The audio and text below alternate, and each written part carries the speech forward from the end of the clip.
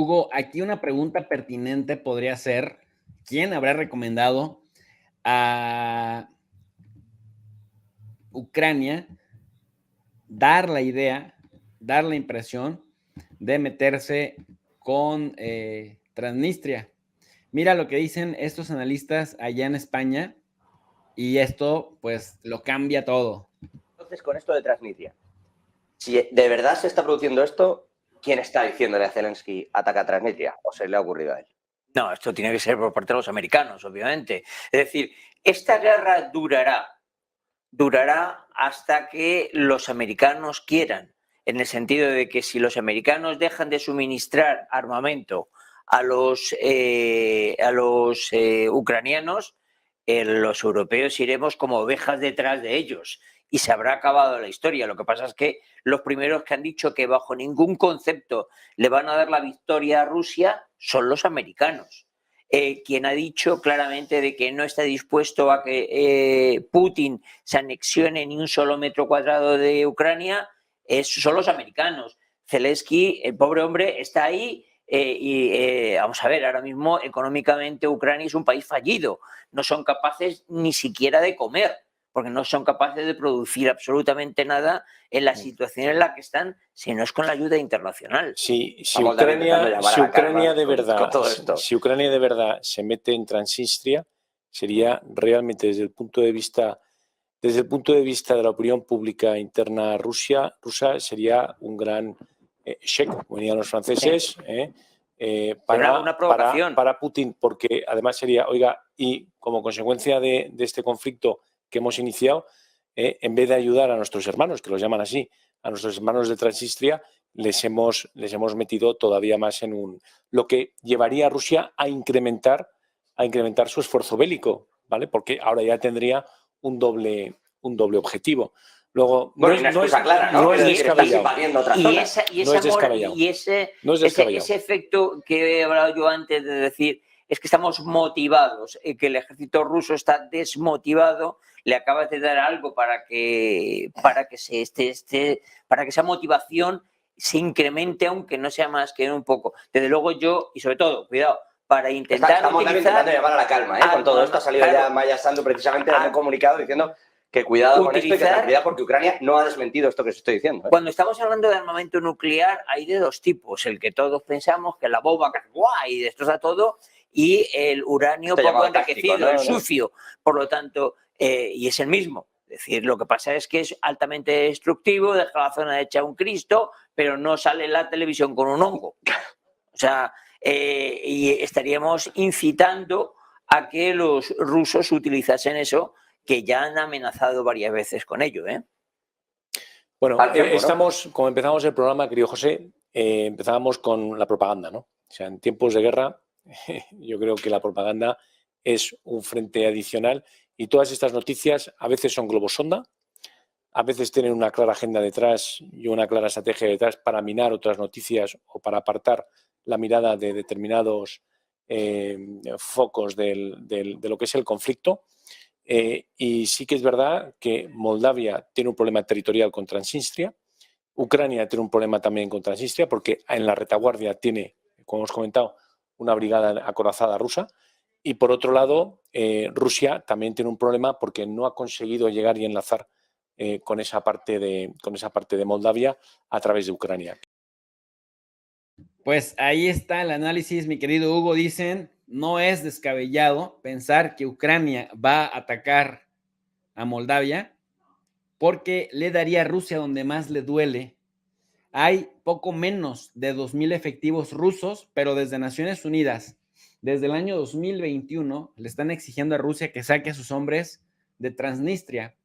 Pero en Transnistria, pues el batallón número 14 del ejército ruso dejó arsenal militar de alto calibre y Rusia dijo, permítanos estar acá hasta que logremos encontrar el mecanismo para sacar nuestro armamento, pero no se puede por Ucrania porque desde 2014 están en broncas por Crimea y Ucrania es el que le tendría que dar permiso de salir pues por territorio ucraniano al Mar Negro. La otra era salir por Moldavia, que está en problemas con Transnistria, y luego pasar por Rumania, que lo tiene vetado a Rusia por las sanciones. Entonces, dice Rusia, Naciones Unidas me exige desde 2021 que saque a todos mis soldados, pero ni Moldavia ni Rumania me autorizan, y con Ucrania estamos en guerra. La tiene complicada, pero dicen estos analistas, Estados Unidos ya dijo que no tendrá la victoria Rusia en Ucrania, y una manera de desconcertarlos es atacando a sus soldados en Transnistria. ¿Cómo ves? Qué complejo, ¿no? Sí, bueno, dos cosas interesantes. Primero, este medio español, primera vez que escucho analistas que directamente mencionan a Estados Unidos, bueno, dicen americanos, pero bastante libres del mainstream de todo Tanistán, ¿no? O sea, primero, plausible eso, que estos dos señores analistas sienten libertad de poder mencionar algo. No sé si los habrán atacado en redes, y como puede pasar, ¿no? En Europa, cuando tú hablas sobre algo a favor de Rusia, y algo tal vez en contra de Estados Unidos, ¿no? Wow, primera cosa interesante. Vi un comentario de alguien que mencionaba sobre la lengua que se habla en Transnistria y también en Moldavia. Hay que mencionar que Rumania, que está al lado, a la par, que también se habla rumano en la parte de Moldavia, frontera. Hay que decir que se llama Rumania porque ellos se consideran de origen latino, de origen romano, ¿no? Y tienen un orgullo muy fuerte en ese territorio de decir que son de origen latino. Entonces, el lenguaje, cuando mencioné el tema de que se les prohibía a los de Transnistria escribir o utilizar el alfabeto gaélico, o creo que sí dice gaélico, o la lengua eslava, el alfabeto eslavo, es porque en Rumania se utiliza el alfabeto de nosotros, el latín, el A, B, C, D, ¿no? Entonces, es distinto. Entonces, eso también complicó mucho el tema educativo, porque si te sancionan después de salida de la Unión Soviética, de repente le dicen a todo el mundo, si nos dijeran a nosotros mañana que está prohibido que hablemos castellano, nos acaban, o sea, sería muy difícil, y eso obviamente provoca violencia, provoca agresión, ya es una agresión prohibirte hablar tu lengua materna. Entonces, provoca que estas condiciones se agravan, se complican, ¿no? En primer país.